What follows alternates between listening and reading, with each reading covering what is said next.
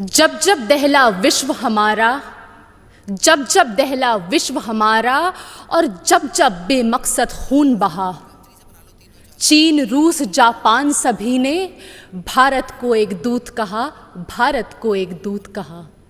My warm greetings to dignitaries. I am Mahira Khan from Chhattisgarh and I am here to speak on the topic of peace building and reconciliation, ushering in the era of no war. Taking pride in India's history is one of the parch prans given by the Prime Minister in the age of Amrit Kal. And looking back at history, it is a proof that India has always been a harbinger of peace. No war does not mean that we have no reason to fight war. It only means that we give importance to peace by following values of compassion and forgiveness. It was the value of compassion that even after winning the war in Kalinga, Samrat Ashok decided to never wage a war and spend his entire life to preach the message of peace to countries as far as Greece. It was the value of forgiveness that even after the British sent our soldiers to world wars and our farmers to famines, Mahatma Gandhi still chose ahimsa and satyagraha for independence. Taking inspiration from India, Nelson Mandela also chose to forgive the apartheid regime in South Africa. My dear audience, like this year's theme, India for the World, India not only preaches but also practices Vasudhaiva Kutumbakam. In India's G20 presidency, we advocate for a multilateral world in which no one country dominates another country. When China dominated Indo-Pacific, India rushed to help and support ASEAN countries. It acted east. When Sri Lanka needed loans, India was the first to give assurance to IMF.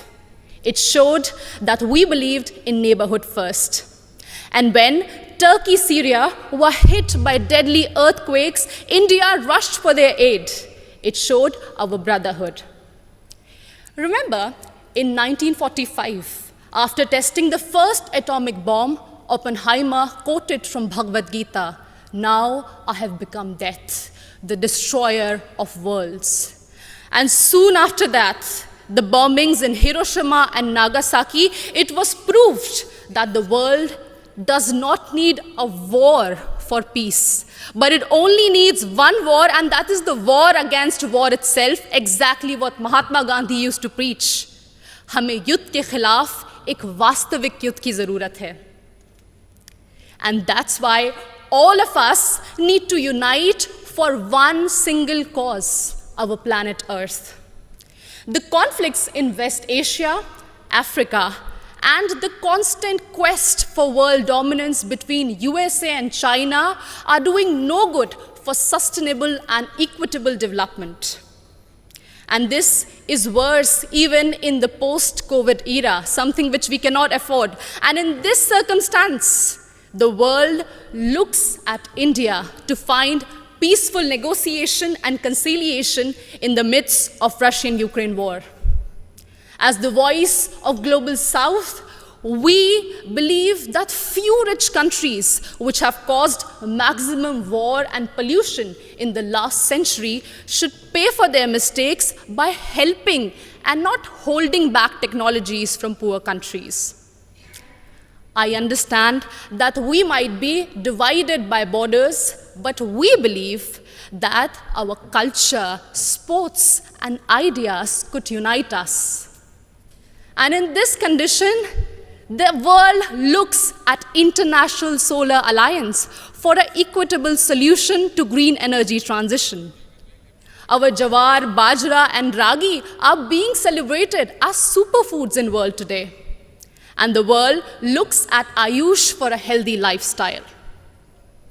My dear audience, when one youth from Naxal-affected area of Abujmar in Chhattisgarh can strive and participate in international football, it inspires so many of us to strive for a home that is free of conflict and full of opportunities and growth.